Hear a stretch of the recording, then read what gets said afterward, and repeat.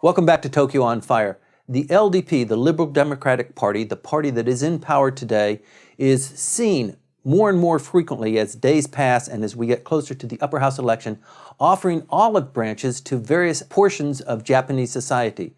The elderly, single mothers, the disabled, people who are living by themselves out in the outskirts of the major cities who need lots of care. There's a lot of dynamics going on here. You can see this every day that the LDP is trying to prepare itself to get more and more voters. Michael Cucek joins me once again. Michael, the LDP can be seen right now actively courting voters in a lot of different ways, and we can see this thing really starting to build momentum. This is really a very peculiar, if you look at it in a rational way, to go about politics. It's really a peculiar method because the LDP is so far ahead of its opponents. It really doesn't have to be the big tent party. Mm-hmm. It has machine voters that will vote for it over and over again, and that's about 40% of the electorate that's ready to vote for it. That's that's versus 10% for the main opposition party, the DPJ.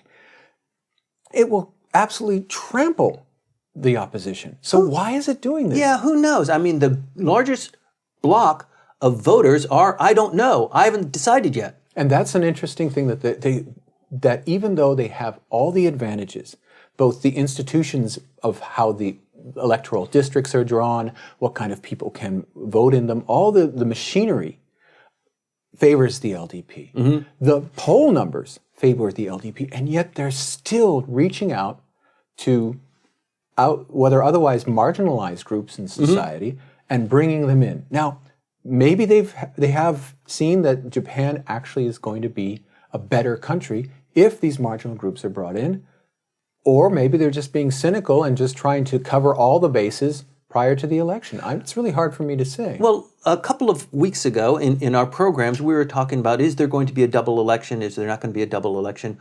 What's going on with the cabinet? What are the scandals doing? And now we're not talking about that. In fact, the opportunity to have a double election is probably out the window. It won't happen. It will be a single election for the upper house around July 10th, maybe the 17th. And in anticipation of that, this reaching out to these desperate groups seems to be a tactic in anticipation of they're going to be challenged in this race. Okay, traditionally in the proportional list, and that's what we're talking about for the House of Councilors, the LDP has always put parts of its machine, that there's going to be a candidate for the postmasters. There's going to be a candidate for Nokyo, the Japan agriculture. There's going to be one for small businesses. Right. There's going to be one for the doctors. We talked about this last week. But now they're doing a second wave, which is of the marginalized. Mm-hmm. And we had the biggest catch was yesterday with Otodake Hirotada, a very famous disabled activist and writer, has seemingly agreed to be one of the LDP's candidates mm-hmm. on its proportional list. He is the poster person for the disabled in Japan. He has no arms or legs. He has a wonderfully titled autobiography. At least the English title is perfect. It's called Nobody's Perfect. Okay. What a wonderful, wonderful, self-supporting view. Well, nobody's perfect. I don't have any arms and legs, but nobody's perfect. Right. What a great self-deprecating line. And they have seemingly got him.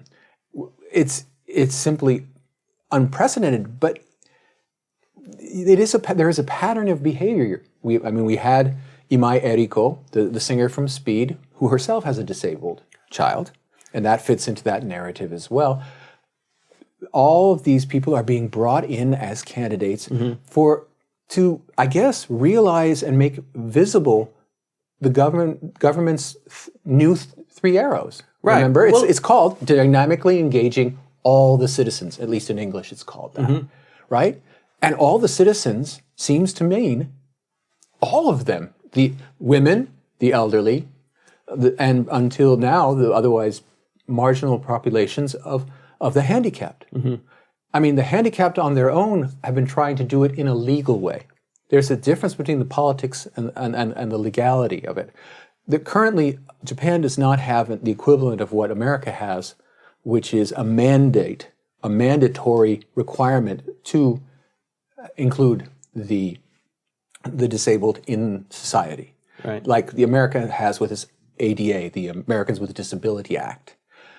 That kind of act is currently in the diet for the Japanese version of it. And disabled activists have been pushing very hard for it. And just recently, last week, the deaf managed to get all of Japan's... With the sign language. The sign language. Right.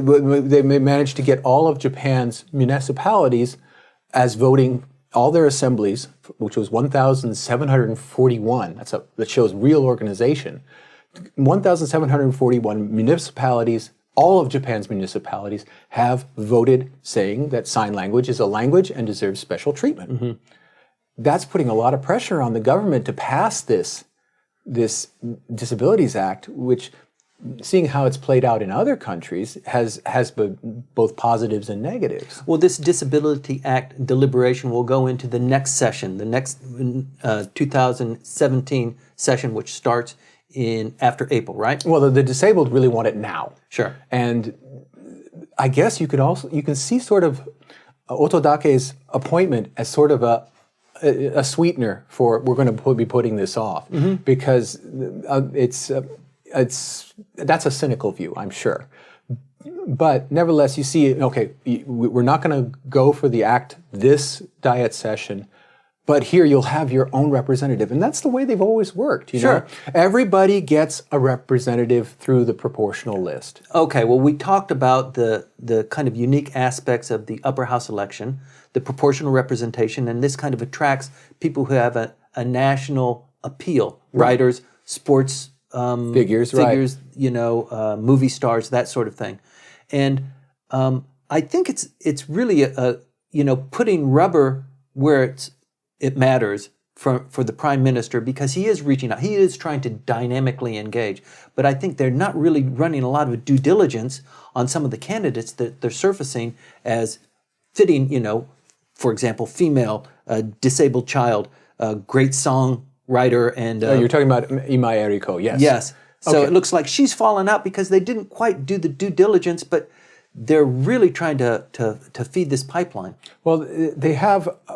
again, they don't have to do these things, but they're doing them anyway. But that's a signal, isn't it? That really is a signal that we should watch, because it tells us things about what their psychology is and how secure they feel about where they're going to be in July 10th. But the thing is, when you have everybody on your team, I mean, if you're completely inclusive as a party, you're the biggest tent of all because everybody's underneath it, then what is your goal? What is your purpose? Where are you going with that? Mm-hmm. Weber said that the duty of the politician is to fight. If everybody's your friend, you're not fighting anyone. Everybody gets served. There's no sacrifice of certain persons or groups or businesses, or everybody gets served.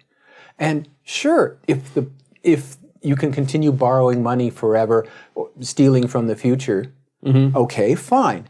But there's going to be a day of reckoning. Right. And there is no way, I sense in the current LDP, any sense of a day of reckoning. And that for me is disturbing. Okay, so here we are now today.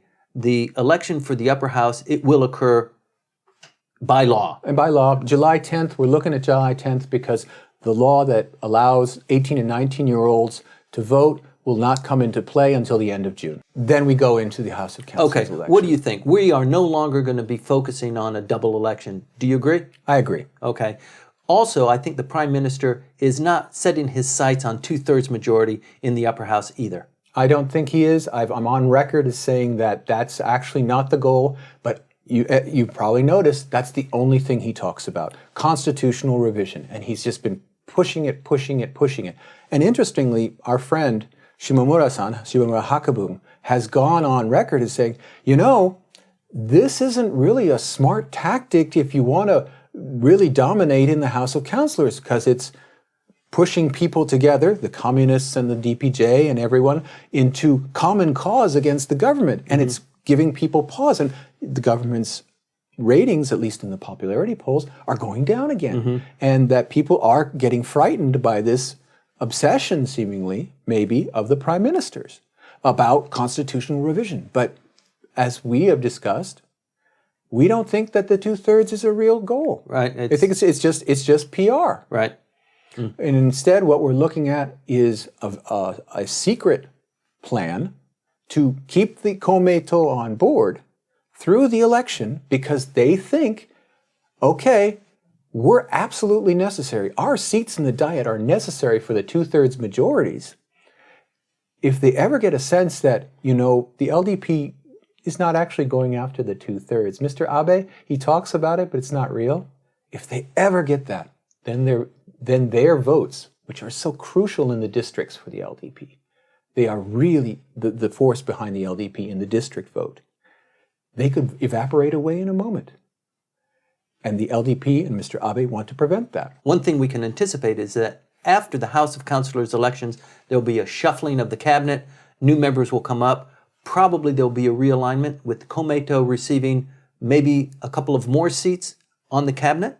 I don't think the Komeito will get any more seats than the one they've always had. I think they've been comfortable with that, and that the coalition will go on.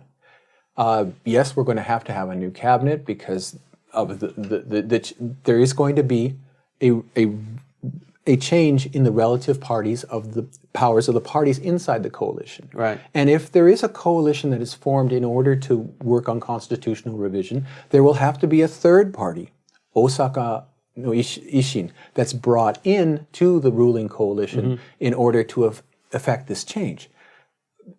So we're looking at a brand new team when it comes August or so. Well, in any event, the Prime Minister needs that opportunity to change it up because there are so many people in a pecking order that deserve a ministerial portfolio. Right, but he's stiffed them so far.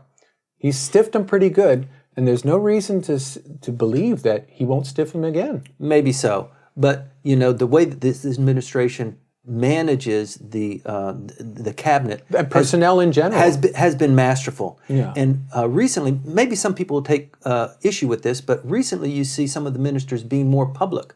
Shiozaki last night was on TV promoting health care and really a big issue on the nightly news, maybe a 15-minute block, which is a considerable amount of time. So they are pushing this out, reaching out to different groups to try and reach this inclusion. And there certainly, you have to say, without the election, they'd be going for legislation. Sure. They're not going for legislation. They did submit the TPP legislation, all 11 laws that they were going to do.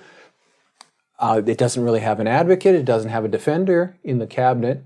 But in order to maintain the appearance that we're moving forward, they've submitted those bills. They're going to submit a few more on other subjects. And boom, we're the effective, we're like business executives. We see a problem, we execute, we get it done by the due date. We're in charge, vote for us. Before we wrap this up, let's talk about the implementation of the increase in the consumption tax from 8% to 10%. We had said earlier that if there was a double election, there was a likelihood that the Prime Minister would say, let's push that off until next year, let's keep it at 8%. Don't you love me? Vote for us. I don't think that dynamic really exists anymore. Right. The new GDP figures came out this week. They're less bad than the original estimates. Right. So there's a slight lessening of pressure. And people are still trying to figure out what the negative interest rate is going to do that was imposed by the BOJ, the Bank of Japan. All these things are in flux. And for Mr. Abe to come forward with this basic, I'm sorry, I was wrong, I can't raise the consumption tax, I need to put it off another time, I don't see the dynamic in that regard. Well, nothing is free in this world, and if he did that, there would be repercussions. His finance minister would really go ballistic. They've already guided the economy based on this increase to 10%, and the friction between the Prime Minister and the Vice Prime Minister might become a little bit more visible than it normally is. Well, what we've seen certainly is reaction in the markets to the negative interest rates, that people just did not think through what could be the possible repercussions. Right. And globally, the imposition of the negative interest rates rippled throughout the world's markets and absolutely shuddered and absolutely shook people's confidence in government debt and the ability of governments to manage their finances. And I'm sure that Mr. Kuroda has been hearing from central bankers all over the world some very, very unpleasant expressions of surprise. The governor of the Bank of Japan, handpicked by Mr. Abe. I picked Mr. Abe to basically do everything that Mr. Abe and his administration He's wants. catching a lot of heat these days, isn't he? He's catching a lot of heat. And for not giving the markets any sense that, in fact, being duplicitous, saying, I'm not thinking about negative interest rates, and then imposing them. Right. That has really had some repercussions. And while the initial government reaction was, yeah, well, that makes sense, they're starting to see that it has knockoff effects where they didn't even imagine it. For example, for the privatization of Japan Post, the bank, that's a marquee, biggest bank in the world. Biggest bank in the world, a marquee policy of this administration, privatization. Let's bring in private investors, have them invest in Japan Post. They had the huge IPO. All those people are now underwater. Why? Because the Japan Post's major asset is Japanese government bonds, which now are an asset with whose ability to pay anything is suspect. That has absolutely hammered those shares. And no one ever thought about the connections that lie between things. So Mr. Abe and his team have to be thinking, wow, if we don't go through with this raising of the consumption tax, what are the knockoff effects? Right. We didn't anticipate at all negative interest rates, and they're still just the ripples are going out in all directions. We really have to be careful about this, and I think that this is the first time really that we have had a sea change within the administration, that they've pushed the accelerator pedal as far as it can go, and that anything they do from now on can have negative effects just as much as the positive ones that they can foresee. Right. Thank you very much for that, Michael. You know, a lot of times the issues that we talk about seem disjointed, but they all make sense. There's an awful lot going on. Every week we upload a podcast, several podcasts, because the issues are moving very quickly. You need to stay on top of that. We're watching it for you. Please continue to stay tuned.